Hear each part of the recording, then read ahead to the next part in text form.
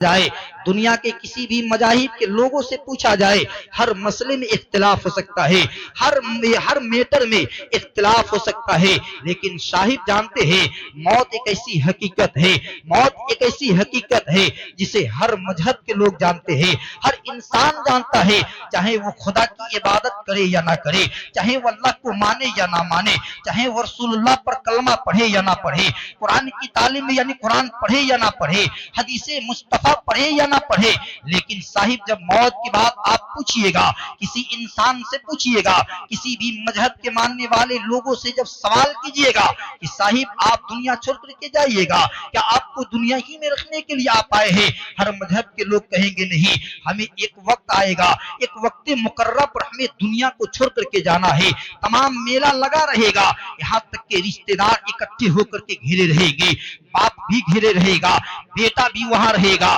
ماں بھی وہی رہے گی، بہن بھی وہی رہے گی، سارے لوگ چاروں طرف سے گھیر کر کے رہیں گے، لیکن جب وقت آ جائے گا، جب یعنی ملک الموت و فرشتہ جب آ جائے گا تو پھر یہ ملک الموت واپس نہیں جاتا ہے، کسی کے دروازے سے پھر پلٹ کر کے واپس نہیں جاتا ہے، بلکہ وہ موت کا فرشتہ جب کسی کے پاس آ جاتا ہے، جب کسی آدمی کے پاس آ جاتا ہے تو یعنی وہ روح نکال کر کے لے کر ہی جاتا ہے، ایک سیکنڈ کے لیے، ایک لمحہ کے لیے یعنی وقت نہیں دیا جاتا ہے۔ صاحب ہر آدمی اس سے واقف ہے، ہر آدمی جانتا ہے، لیکن آج آئیے میں بتانے کی ضرورت یہ ہے، میں کہنا چاہوں گا صاحب کہ ہر آدمی تو جانتا ہے کہ موت برحق ہے، ایک نہ ایک دن ہمیں دنیا کو چھوڑ کر کے جانا ہے، اسی کے انجمن میں چند باتیں حدیث و قرآن کی روشنی میں بتانا چاہوں گا اور آپ کو سمجھانا چاہوں گا کہ صاحب اس دنیا کو ہم اور آپ کیا سمجھے ہیں، یہ دنیا فانی ہے، آپ جس دنیا کے اندر زندگی کو گزارتے ہیں، ہم اور آپ جس زمین پہ اپنی زندگی کو بسر کرتے ہیں،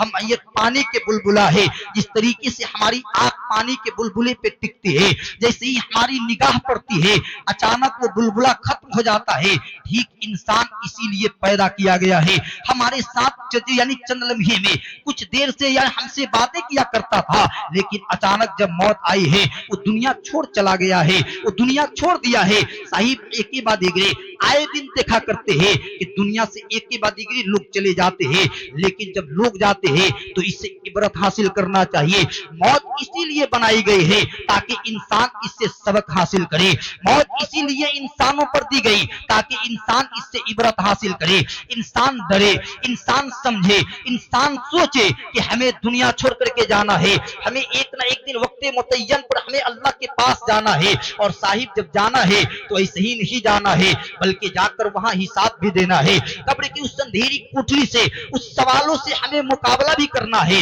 اس کا جواب بھی دینا ہے، اس کے بارے میں ہمیں سوچنا بھی ہے۔ صاحب جانتے ہیں اس دنیا کے اندر جتنے لوگ اپنی دھرتی پہ زندگی کو بسر کرتے ہیں 100% میں 99% ایسے لوگ ہیں کہ جن کو کچھ پتا نہیں ہوتا ہے، جن کو کچھ معلوم نہیں ہوتا ہے، وہ بے خوف اپنی زندگی کو گزارتے ہیں، وہ بے خوف اپنی زندگی کو گزارتے ہیں، اچانک موت کا فرشتہ آ جاتا ہے، ان کی جان کو نکال کر کے لے کر کے چلا جاتا ہے، اور پوری زندگی وہ جو بھی کمائے ہیں کبھی نیکی کی طرف قدم کو نہ بڑھایا، کبھی اللہ رسول کی طرف اپنی زندگی کو نہ بڑھایا، کبھی قرآن سے ان کا یعنی تعلقات نہ رہا، کبھی دین اسلام سے ان کا کوئی رشتہ نہیں رہا۔ اب بتائیے ذرا اس قبر کی اندھیری کوٹری میں جہاں کوئی مددگار نہیں آئے گا، جہاں کوئی آپ کو پوچھنے کے لیے نہیں آئے گا، صرف اندھیرا ہی اندھیرا ہے۔ آپ جانتے ہیں آج اس پرفتن اور فتنوں کے دور میں جہاں ہم اور آپ اپنی سماج کے اندر اپنی زندگی کو گزارتے ہیں، صاحب میں بتانا چاہوں گا آج چند لمحے کے لیے اگر لائٹ کٹ جاتی ہے،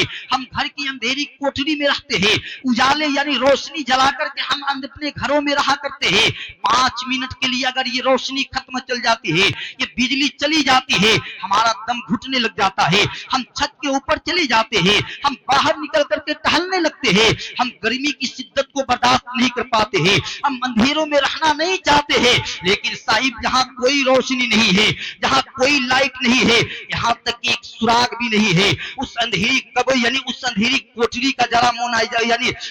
ملاحظہ فرمائیے، جب ہمیں اور آپ کو ہمارے بچے